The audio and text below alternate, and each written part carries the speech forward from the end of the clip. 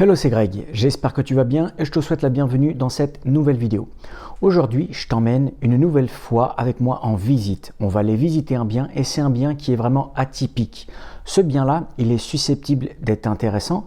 Bien sûr, il faut voir pas mal de choses, surtout sur place au niveau technique. Ce bien-là, il est situé dans le 6e arrondissement. 6e arrondissement, c'est vraiment un des arrondissements les plus chers de Paris, si ce n'est le plus cher. Tout du moins, on va vraiment retrouver des biens d'exception et des biens qui sont vraiment dans la fourchette haute du marché, dans tout le marché parisien. Dans la fourchette basse du marché, on va retrouver un prix du mètre carré aux alentours des 10 000, 10 500. Fourchette moyenne, on va retrouver un prix du mètre carré aux alentours des 14 500. Et dans la fourchette haute, ça peut s'envoler jusqu'à plus de 20 000 euros du mètre carré. Il y a des biens que tu peux retrouver à 23, 24, 25 000 euros du mètre carré, si ce n'est un petit peu plus. Donc cet arrondissement-là, il est quand même assez chic, assez prestigieux. Tout du moins, tout dépend le bien aussi que l'on va visiter, dans quel quartier il est situé et également dans quel type d'immeuble il est situé.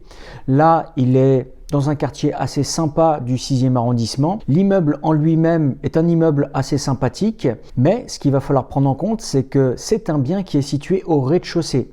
Et en fait, dans des appartements un petit peu chics, un petit peu prestigieux, les rez-de-chaussée, ils n'ont pas spécialement la cote. En général, les gens ils vont toujours rechercher minimum un 2e, 3e étage, si ce n'est plus, car plus tu vas être en étage élevé, plus tu vas avoir de la luminosité et d'autres avantages. Mais un rez-de-chaussée, ça n'a pas spécialement la cote. Là, par contre, il peut y avoir une petite chose à prendre en compte, c'est qu'en fait, il y a un extérieur. Alors attention, quand je te dis il y a un extérieur, ce n'est pas un extérieur privatif avec l'appartement, c'est en fait une cour, c'est-à-dire qu'il va y avoir une cour intérieure, d'accord? Car en fait, on n'est pas sur rue, on est sur cour, mais vu que tu es au rez-de-chaussée, tu as direct un accès sur la cour. Alors tu ne peux pas privatiser la cour, mais ça peut être un petit plus. Dans Paris, dès que tu peux avoir une petite surface supplémentaire, même si entre guillemets elle n'est pas privative, ça peut toujours être intéressant. Ce bien-là, il est quand même assez atypique parce qu'en fait, ce sont des anciens box pour chevaux qui ont été transformés en un atelier pour artistes. Aujourd'hui, c'est sous forme d'atelier, d'accord? C'est une personne qui faisait de la peinture de mémoire et aujourd'hui, il est en vente. Donc, il est en vente quand même assez cher. Il y a un gros potentiel qui est intéressant parce qu'on peut faire une belle rénovation dedans, on peut faire quelque chose de sympa, mais je t'avouerai que le prix est assez cher. Le prix, je te le donne juste après la visite. Donc, c'est parti, je t'emmène avec moi faire la visite et on fait un petit débriefing juste après. Allez, c'est parti.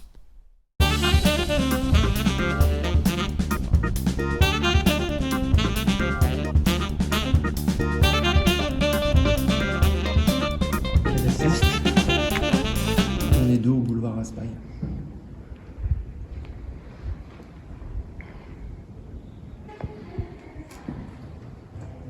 Si elle est trop vieille, la transaction il va pas vouloir.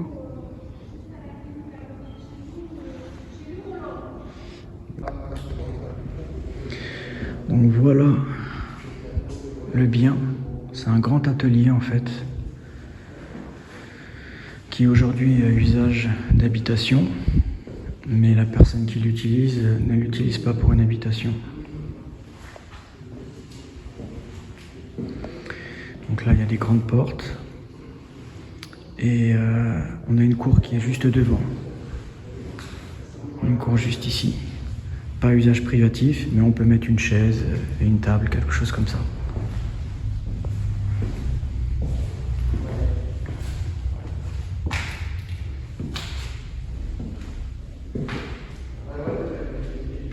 Il y a une bonne hauteur sous plafond, ça c'est intéressant.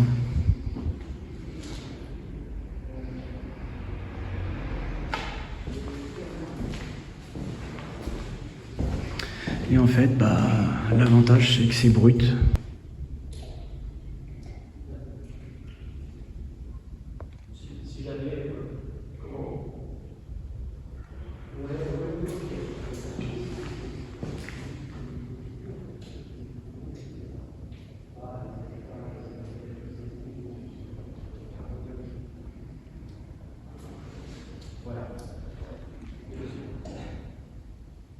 Alors, comme tu l'as vu, c'est vraiment un grand espace, un grand plateau où il y a tout à faire. Quand je te dis tout à faire, c'est vraiment, il faut changer les fenêtres, il faut faire une isolation au niveau du plafond. Donc ce qui était pas mal, c'est qu'il y avait une belle hauteur sous plafond, donc ça c'est toujours intéressant.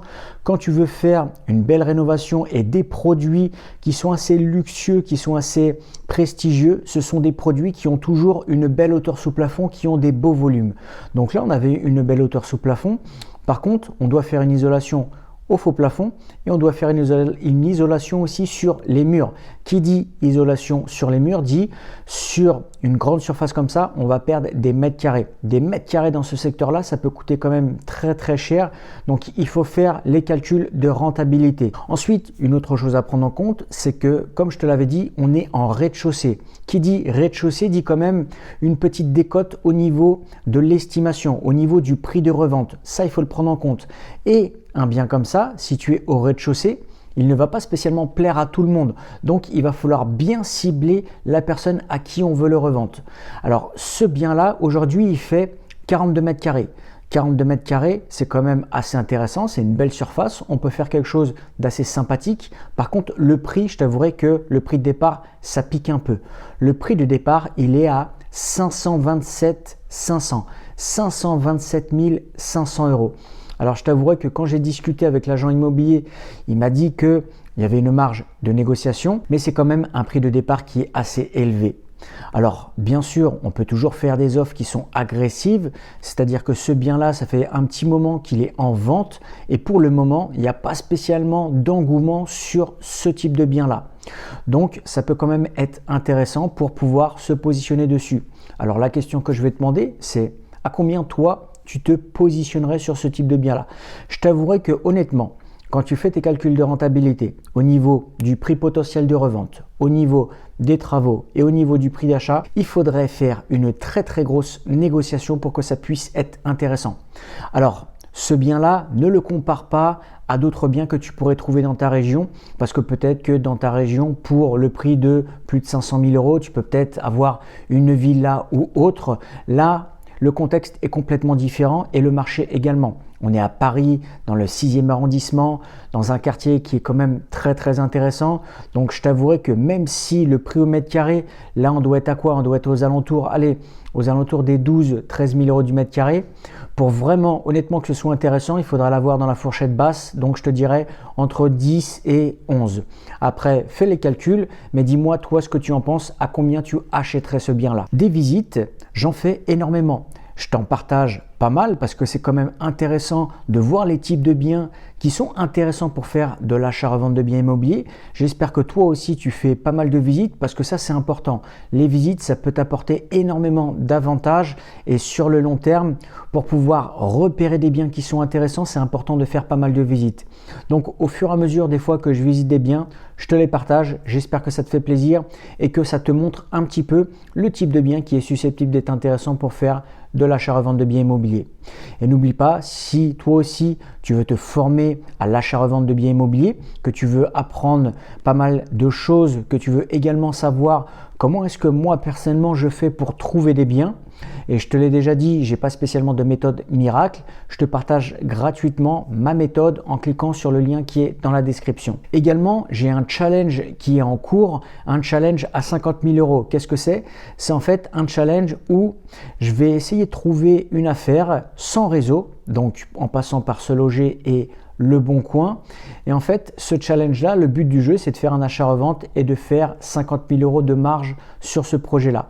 Il y a déjà eu 2 vidéos qui ont été publiées au niveau de la recherche, de l'offre et des conditions suspensives que j'ai mis sur un bien sur lequel je compte me positionner. Donc, si ça t'intéresse, n'hésite pas à aller regarder ces vidéos-là.